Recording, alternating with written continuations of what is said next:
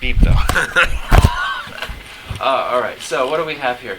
What I skipped over before. I want to go through what is this class all about? As far as conceptually speaking, why do we do this class, and why do we make it a required component of the psychology curriculum?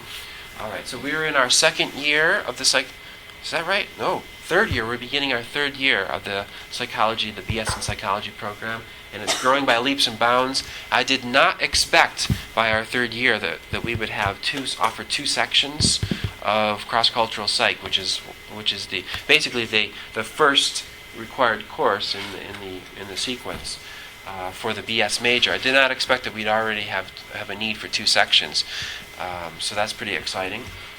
And you notice we actually have 3 sections of abnormal psych now. So the program is doing well, and it's growing by leaps and bounds. And it's not taking away from public service, which is also awesome. So we're growing the importance of both of those majors. All right, so let's talk about this course description. I am the person who came up with this course description when it went through the original proposal process at the college level and then at the Board of Regents level to offer this course to you. And so these are my words. That's not always true when you look at the course description. So this is kind of one of my babies, this class. And I didn't used to think of myself as a cross-cultural or a cultural person, which is also a very silly and ignorant thing for me to say. But I never imagined, if you had talked to me 4 years ago, that I would have been the person creating and then teaching this class. But a lot of what we'll do for the next 15 weeks will be me sort of answering that and saying, well, yeah, it is appropriate, and it does make sense. So hopefully that'll be obvious fairly soon. Hopefully it won't take 15 weeks for me to figure out that I'm a cultural person, and that this is a natural outgrowth for my professional development. Hopefully you guys will also figure that out. All right, so this course covers similarities and differences among the peoples of the world. I like it. Isn't that nice? The peoples of the world. It's like you're an alien in the kind of extra human, talking on peoples of the world. We will study you, your similarities and your differences. There's that fake Elizabethan accent coming in, which is horrible. So look at that. Similarities and differences. Compare and contrast. So this is one of the basic critical thinking skills that we encourage in college. Although in this case here, it's not going to be essays or arguments. It's going to be groups of people who share a set of practices, a set of behaviors. There's a psychology component. We're getting ahead of ourselves. So that is our overarching mission here, is to say, when we look across, and that's an important word, not between or among or within, but when we look across the peoples of the world, there's lots of groupings of peoples of the world, right? We just had the Olympics, and one way that you can group people is to do that long opening ceremony. Do they do it at the closing ceremony too? Do they have all those nations walk again? No, but the opening ceremony takes 4 hours, right? Even with them practically sprinting. And it's like grouping of people after grouping of people, and it's amazing to see the diversity, right? And we're not just talking about skin color when we say diversity. And we're not just talking about gender either. We're not just talking about social class. We mean all sorts of interesting ways that people vary.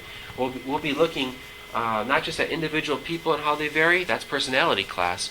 That's individual differences. We're going to look at group level differences, which starts to sound like a sociological argument, but it's not. So we're going to sort of be in that, we're going to reside in that little niche between sociology and social psychology, which also includes personality psychology, which is the study of individual differences and similarities.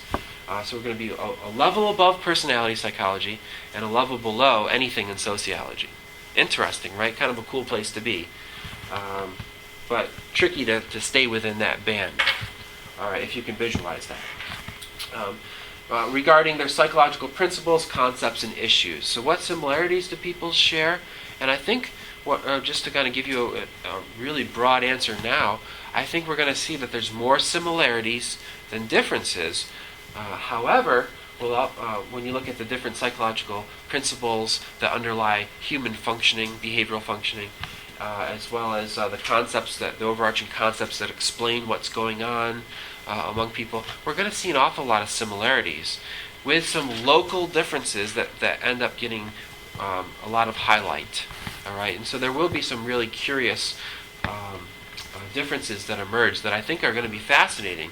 However, true to where psychology as a field is moving and where the curriculum of the Bachelor of Science in Psychology at Macon State, where that takes you, you'll notice there's a lot of biological psychology, biology-based psychology in the coursework that you take. And this course sneakily fits a lot more biology than you might have imagined. It's not so much an anthropology class as it is a biology class. And when you start to look for biological commonalities among human beings, you get pretty much one answer, and that is, we are the same biologically.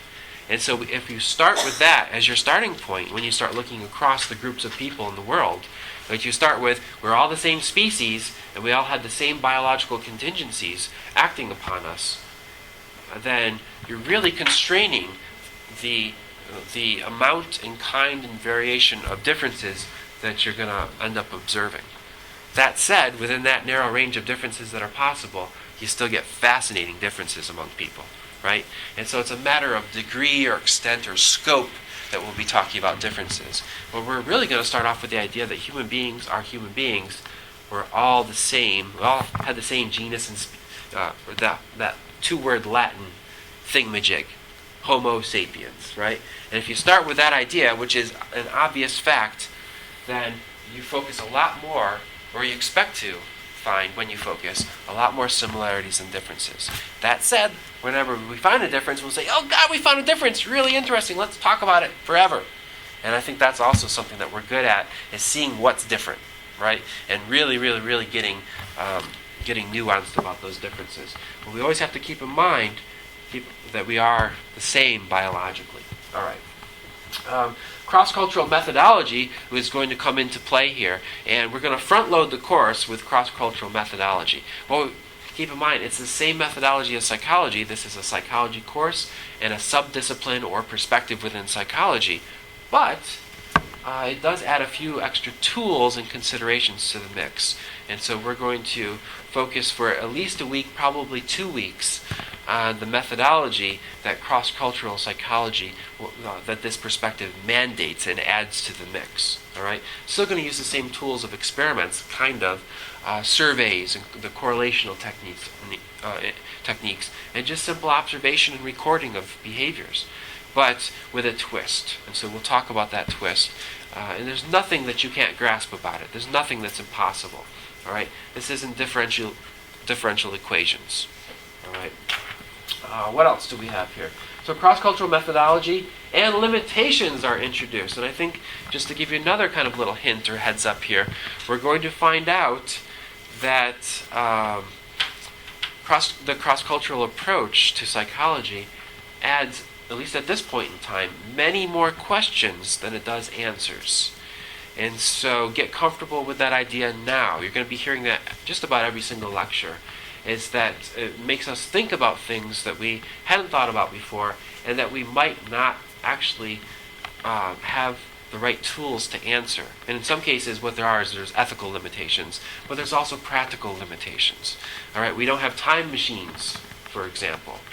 All right, and we are not an alien species that can transport people. So, well, I wonder what happened. The exact same people that we have here in this group, what if we just could roll back time 5 years and put them over here? How would they respond in that, if they lived with that group of people? I mean, that's really what we're asking, but we can't do that, right? Even if we could do it practically, which we can't, there'd probably be ethical considerations, right? Like, hey, do these people get a say in whether or not they get rolled back in time and moved over to another continent? Yeah, I didn't think about that. We're just going to do it to them. Nope. So there are some real limitations, and that's going to make us go, a lot. That probably sounded weird with my cold and my nasal accent. It certainly sounded weird in my head. I think that's going to frustrate you. I think if anything in this class frustrates you more than any other, it'll be, God, how about just some concrete answers with some specific data that I can memorize? That's not what we're shooting for here. We're shooting for an appreciation of the complexity of all this. All right? These are very advanced questions with very limited tools, it turns out, of answering them. But they're the right questions at the right time. And we'll talk a little bit more about that in a second. Let's see. Sociocultural variation in social behavior, personality, psychopathology, child development, emotion, and cognition, among other topics, other broad major topics within psychology, will be examined. And keep in mind, we're going to have a chapter on child development or developmental processes from a cross-cultural psychology perspective. That would be, what that title of that chapter sounds like, what it seems to be implying is, hey, I guess we're just going to do Psych 2103, Intro to Human Development, all over again, only now we're going to do it in 80 different cultures. Obviously, we're not going to do that because remember that class in one culture took 15 weeks. So we're not going to do that. We're going to be saying we're doing something, but really looking at much smaller pieces of the picture. So we're going to look at attachment theory, which is only one aspect of developmental psychology, right? And we're going to say, what does it mean?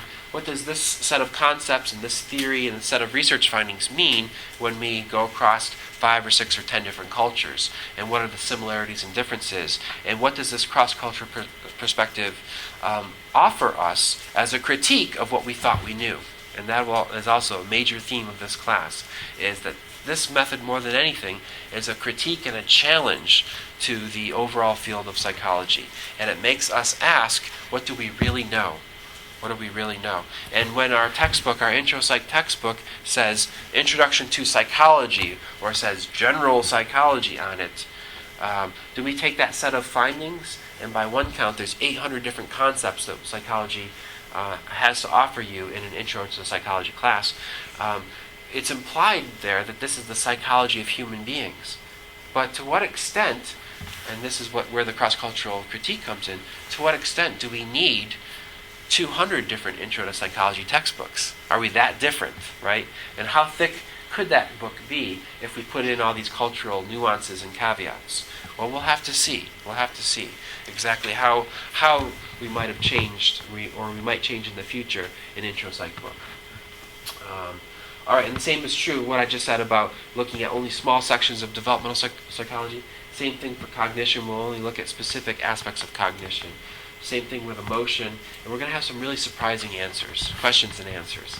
To give you an idea from the cognition or the sensation and perception chapter, we're going to talk about, for a full week, about color perception, which, that's... I don't know what your experience with color perception is. It's not my favorite topic until we hit it with a cross-cultural perspective. And we will actually attempt to answer here in this class. Just as an aside, you guys recall that psychology is a perfect marriage of philosophy and physiology, right?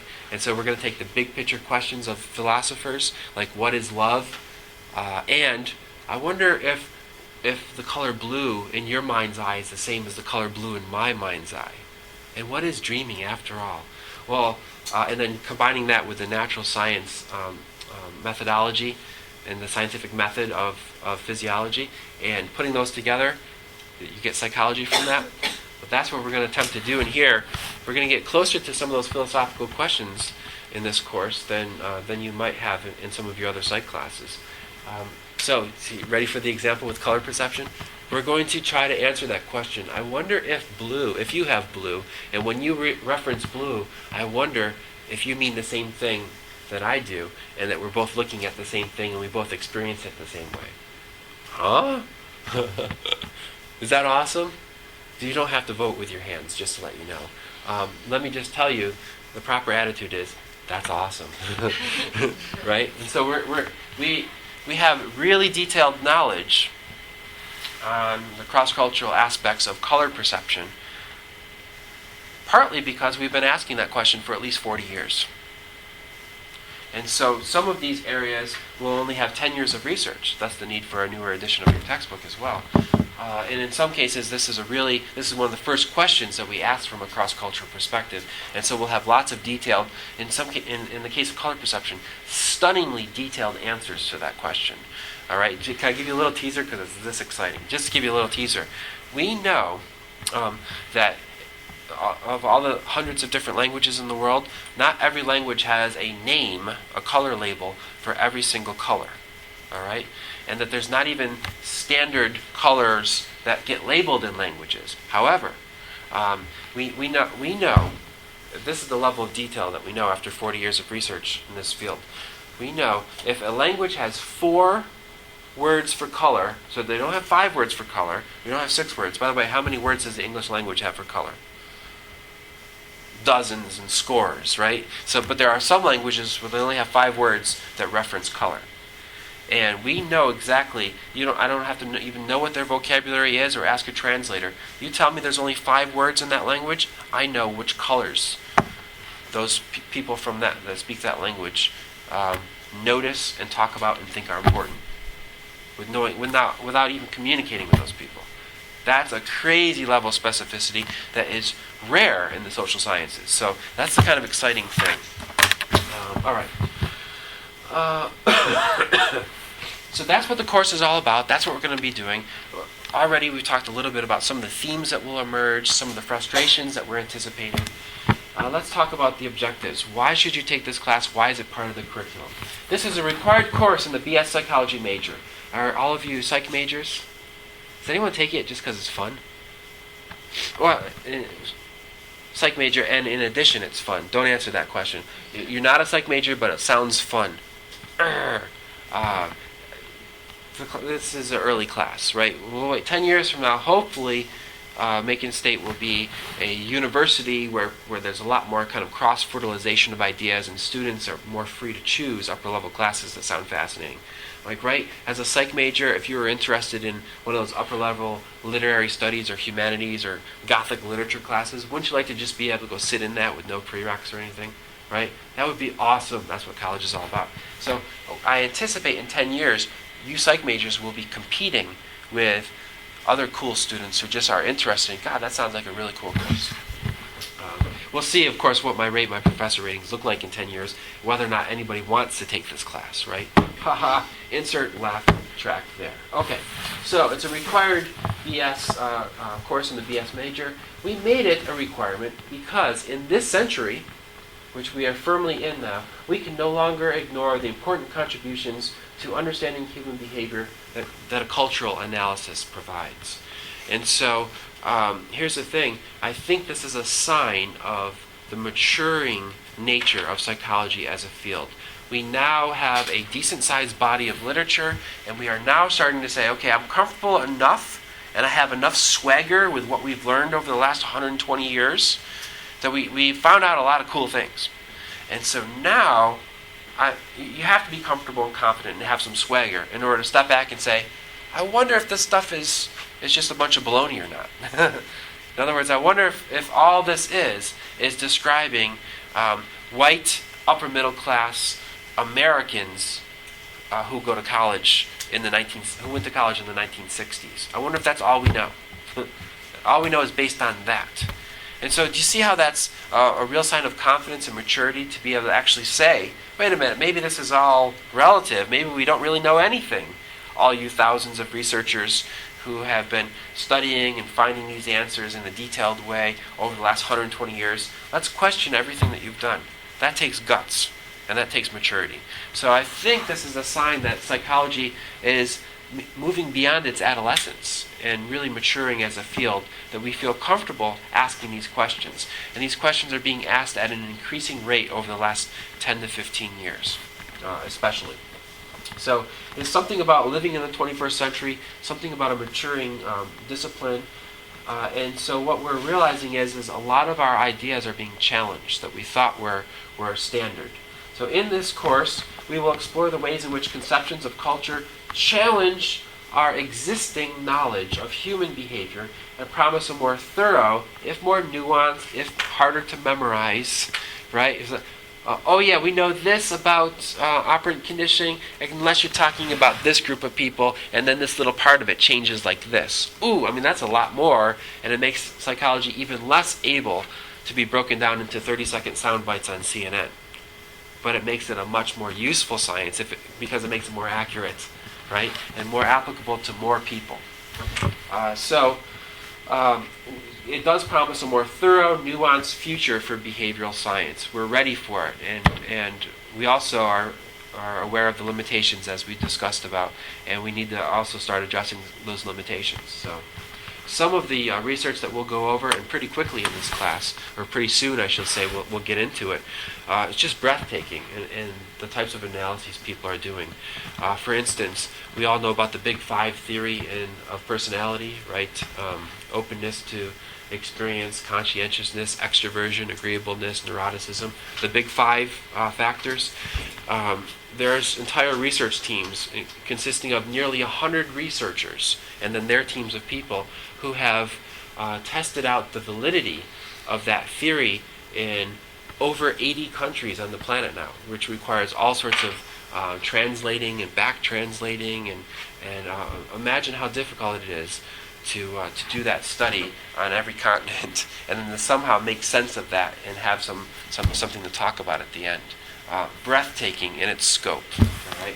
Hundreds of thousands of participants in these studies. Amazing, amazing stuff. So what will you be able to do by the end of this course? You're going to demonstrate knowledge of psychological theories and findings. Well, that's true for Psych 1101 and all your other classes, but we add this extra clause here, as they compare across culture.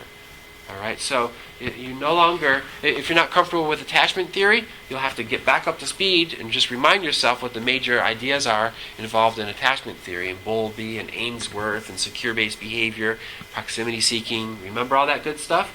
So we're going to take for granted that you know that, and we're going to say what's different based on this cross-cultural perspective. What do we know that's different?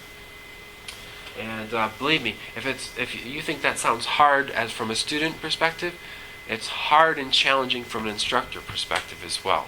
Because we're talking about very nuanced differences in findings that can get a little tricky, but we'll sidestep that as much of that trickiness as we can. So what else? Students will demonstrate knowledge of cross-cultural research methodology. So exactly what's different from this perspective, what tools and ideas are used to help us gain the information from Goal 1. So yes, that comes along with it. We're going to demonstrate knowledge by the end of the class and all throughout during the class of cultural processes underlying behavior. So not just what happens, but understand how it happens and how culture specifically ends up making those differences emerge. All right. So how is it that being someone from a collectivist culture, how is it not just that it makes you do this instead, behave like this instead, but how does that happen? Right? So now we're talking about process. And so we have less information as far as that goes, but we have some ideas and theories, and so that you'll be responsible for those as well. Let's see. You will demonstrate inter and intrapersonal knowledge and sensitivity to cultural differences. Now, that might be what you naively thought this class was going to be about, and some people probably didn't take this class or looked at this class and took it only begrudgingly because you just groaned, right? I don't know about you, but oftentimes we throw around this idea of cultural diversity and multiculturalism. We use those phrases so often in so many different contexts, and they just roll off the tongue without us really thinking about what we're saying when we say those things. Like, for instance, diversity training. Anyone in here want to groan at? Do you just bristle at the thought of what that term does? It's because people use it in a very meaningless way, or in a very thoughtless way. They just say, "Oh, we value diversity," and you look at job ads and things that says it on there. Have they really thought through what they mean by that and what that entails and the types of attitudes that requires? It's not enough just to say it or listen to yourself and mean it and live it. Well, here's the thing. You might have thought this class would be about, we need to appreciate the diversity that exists among Homo sapiens. And I'm going to hit you over the head with a frying pan every day, trying to get you to appreciate and tolerate diversity. Nope, I don't have to spend 2 seconds doing that other than what I'm talking about right now. You know why? Because it's inherent in a cross-cultural approach to psychology. As soon as you take this approach and you start asking questions, well, I wonder if you change the culture, how that alone changes this behavioral outcome in that behavioral process. And as soon as you start finding answers, either for similarities or for differences, inherent in that grappling that we're going to do together in this class is an appreciation for diversity. All right, and we're going to start off with an idea. It sounds like a little catchy caption that you'd put underneath a picture of yourself or something, but we're going to start off with the idea very quickly, and we're going to emphasize it all throughout the course, that we are ourselves multicultural beings. So each of us inhabits many cultures, let alone we start talking about America as an incredibly diverse place that is multicultural, almost by definition multicultural, and certainly in practice. It's just inherent in what we do and in this perspective. So we don't have to beat you over the head with it. You'll realize it. You'll come to appreciate it. All right? And so, check this out here. What do we mean by inter and intra? You're going to understand what that means. You're going to intuit this idea of diversity as it relates to you relating to other people, as well as intra, meaning within your own self. You're going to understand more fully how you yourself are a diverse individual. All right, inhabiting many different contexts. And so just to give you a little teaser there, I'll use myself as an example. I can flip in and out of these different subcultures, subcultures. Right? I'm a geek. I'm a white person. Right? I'm a northern person. More specifically than that, I'm a New Yorker. More specifically than that, I'm a Western New Yorker, which means that I have a lot of similarities, cultural similarities, with people from the Midwest. I'm an American. What else? Right? Whatever that means. What's the American culture? We'll struggle with having any specific things to say, but we know it when we see it, right? As we all are Americans and have that culture.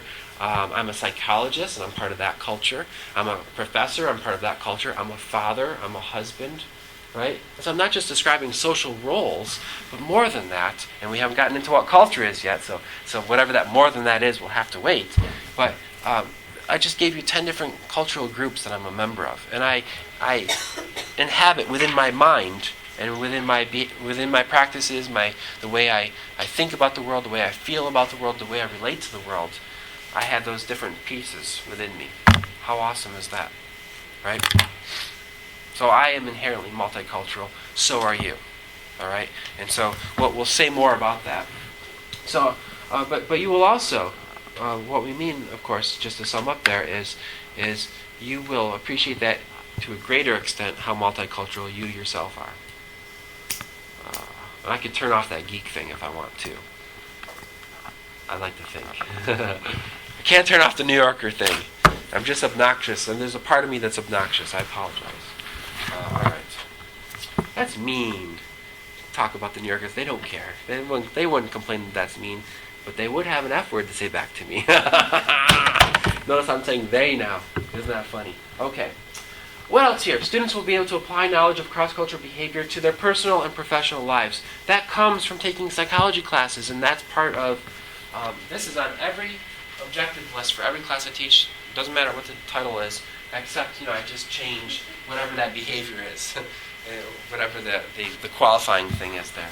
So, in this case, you will change as a person as a result of this class. You'll think about the world differently, which will give you a new appreciation for the world personally. And I'm not promising some grand revelations, but you never know.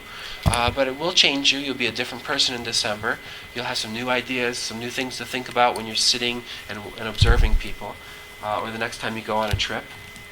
But also professionally as well, this is vital for you to be able to question and be comfortable with questioning what you thought you knew and what is taken as a standard in our field. Especially because in a professional context, many of you, if not all of you, if you go into using psychology in any kind of professional way, and I mean that very broadly, you're going to be dealing with multicultural people from diverse cultural backgrounds. And as a result, you'll be better equipped at thinking. You might not have better answers, but you'll have a better mindset and a better set of tools for asking those questions. And that'll be powerful. That's more powerful than any set of answers. All right? Awesome. You know what that means? We're not going to start the PowerPoint today on what is culture, but I am going to give you a handout today, and I would like you to bring that back filled out. It's 5 questions. They're fun questions. Don't cheat on this first one. Don't cheat at all, but especially on this one. What I want to do is I want to get your initial take your initial set of ideas on what culture is and how you've experienced culture and what you think this class is going to be about. Bring that back for Wednesday and we'll start there, okay? Any questions? Who's got questions? Awesome. All right. See you guys next time.